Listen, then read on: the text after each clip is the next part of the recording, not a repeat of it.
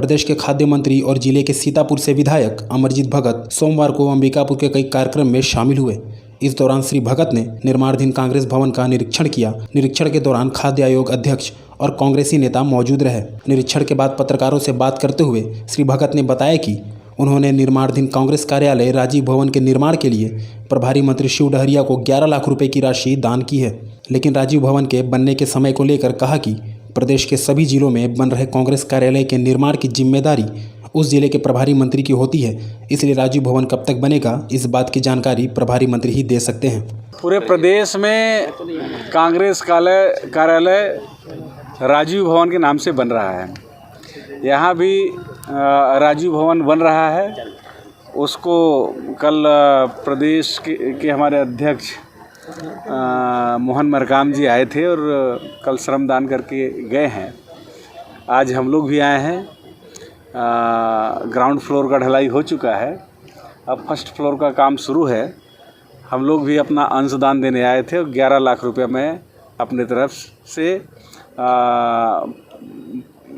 प्रभारी मंत्री के पास राशि जमा कर रहा हूँ। सभी जिले के प्रभारी मंत्री अपने अपने ज़िले के कांग्रेस कार्यालय जो राजीव भवन है उसके निर्माण की पूरी जवाबदारी प्रभारी मंत्री की है। छत्तीसगढ़ में कांग्रेस सरकार बनने के बाद धरना प्रदर्शन का सिलसिला थमने का नाम नहीं ले रहा है। अंबिकापुर में आज अखिल भारतीय आंगनबाड़ी कर्मचारी महासंघ के बैनर तले आंगनबाड़ी कार्यकर्ता अपने 5 सूत्रीय मांगों को लेकर घड़ी चौक पर 1 दिवसीय धरना प्रदर्शन किया और कलेक्टर के माध्यम से मुख्यमंत्री के नाम ज्ञापन सौंपा। दरअसल आंगनबाड़ी कार्यकर्ता काफ़ी समय से अपनी मांगों को लेकर धरना प्रदर्शन कर रहे हैं, जिसमें उनकी प्रमुख मांगे आंगनबाड़ी कार्यकर्ताओं को सरकारी कर्मचारी घोषित किया जाए एवं सामाजिक सुरक्षा देकर उचित श्रेणी में शामिल किया जाए। साथ ही सामान्य काम सामान्य वेतन अथवा भारत सरकार द्वारा निर्धारित न्यूनतम वेतन 18,000 प्रति माह किया जाए। अखिल भारतीय आंगनबाड़ी कर्मचारी महासंघ की राष्ट्रीय अध्यक्ष रितिका ने कहा कि अगर हमारी मांगें पूरी नहीं होती तो आने वाले समय में अनिश्चितकालीन हड़ताल और उग्र आंदोलन करेंगे।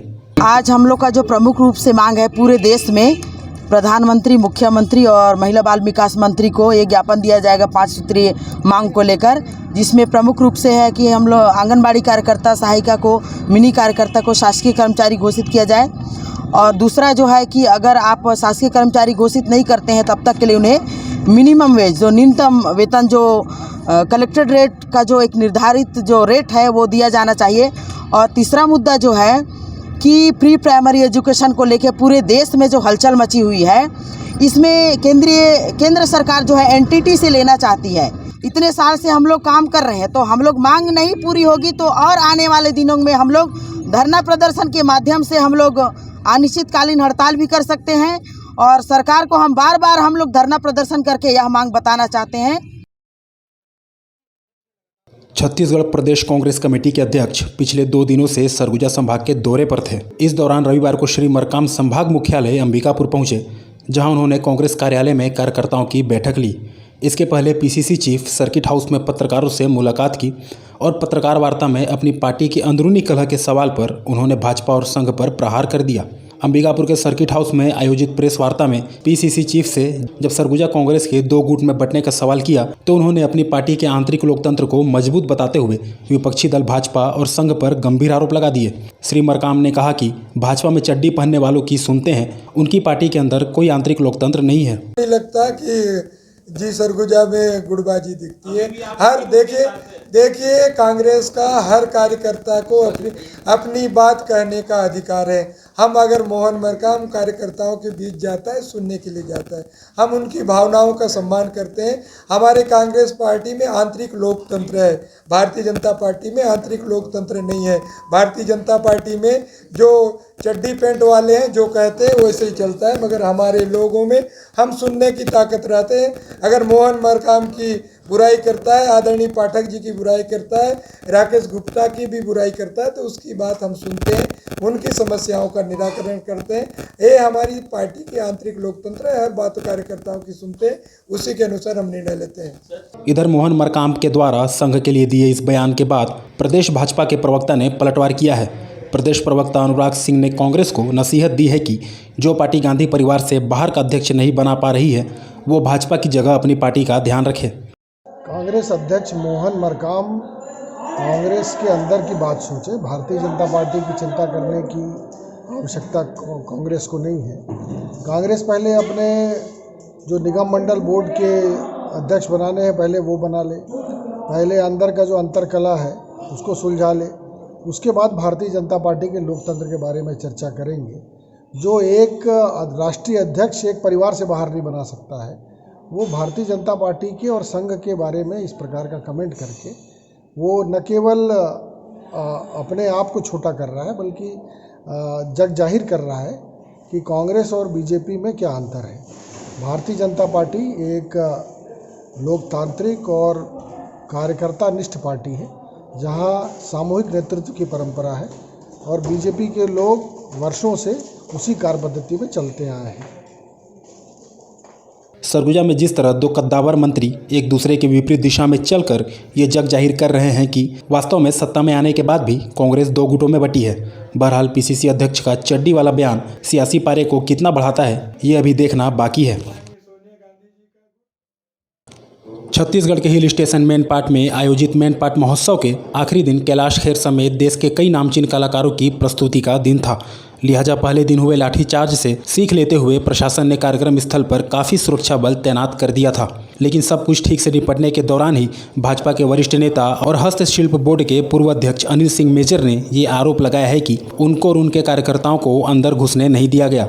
इतना ही नहीं, विपक्षी दल के नेता ने आरोप लगाया कि विपक्ष के किसी नेता को वीआईपी पास भी नहीं दिया गया, जबकि खाद्य मंत्री के साथ दर्जनों लोग बिना पास के अंदर चले गए। देखिए, हम लोग को कार्ड दिया गया था और जब हम यहाँ आए तो हम लोग घुसने नहीं दिया गया। मुझे तो घुसने दिया, मेरे साथ दो लोग थे उनको घुसने नहीं दिया गया। और भी हम विपक्ष में जरूर हैं पर वीवीआईपी पास एक भी हम लोगों को नहीं दिया गया है। और ये स्थिति है, एसपी जो है उसने जाने से इनका अंदर जाने से रोका हमको। और बाहर तो बाहर चल रहा है, 3 दिन से बाहर चल रहा है, उसको उसने नहीं किया, एसपी ने नहीं रोका। हमारे एसपी ने हमको जाने से रोका, बल्कि जबकि वही मंत्री जी के 20 आदमी आए, किसी के पास पास नहीं था, सबको उसने अंदर जाने दिया। तो हम लोगों ने इसलिए इसके विरोध में हम कहे कि हम इस कार्यक्रम को देखेंगे नहीं। और जिला प्रशासन और पुलिस प्रशासन इन दोनों ने जो रवैया अपनाया है विपक्ष के प्रति वो ठीक नहीं है, इसलिए हम इसका बहिष्कार कर रहे हैं। इधर कार्यक्रम स्थल के बाहर अपने कार्यकर्ताओं के साथ कुर्सी डालकर बैठे श्री मेजर काफ़ी देर तक इस बात का इंतजार करते रहे कि प्रशासन उनको और उनके साथ आए भाजपा कार्यकर्ताओं को अंदर जाने के लिए पास मुहैया कराएगा, लेकिन शायद ऐसा नहीं हुआ और अनिल सिंह मेजर को वापस लौटना पड़ा। इधर इस मामले के सवाल का जवाब देते हुए आयोजन करवाने वाले प्रदेश के खाद्य मंत्री अमरजीत भगत ने कहा कि तीसरे दिन काफ़ी भीड़ हो गई थी, सभी कुर्सियां भर गई थी, इसलिए जो भी लोग कार्यक्रम स्थल में प्रवेश नहीं कर सके उनसे मैं क्षमा मांगता हूं और अगले साल और बेहतर व्यवस्था बनाई जाएगी। देखिए, ऐसा मैं बताया ना कि बड़े आयोजन में छोटी मोटी बातें होती है और उसके लिए किसी को आप सीधे सज़ा दे देंगे तो मैं उचित नहीं मानता। परंतु हर किसी को आयोजन में अपनी जिम्मेदारी लेनी चाहिए कि व्यवस्था अच्छी रहे, आने वाले लोग खुश होकर के जाएं बस। लेकिन एक ही है कि जगह सीमित है और जो क्राउड है, जो भीड़ है, जो वहाँ कार्यक्रम देखने वालों की जो संख्या है वो कई गुना ज़्यादा है। पुलिस के द्वारा जो वहाँ लाठियाँ भाजी गई उसको आप कितना? बहरहाल पिछले 1 दशक से आयोजित मैनपाट महोत्सव का आयोजन इस बार भी हुआ, पर इस बार जो हुआ वो कभी नहीं हुआ।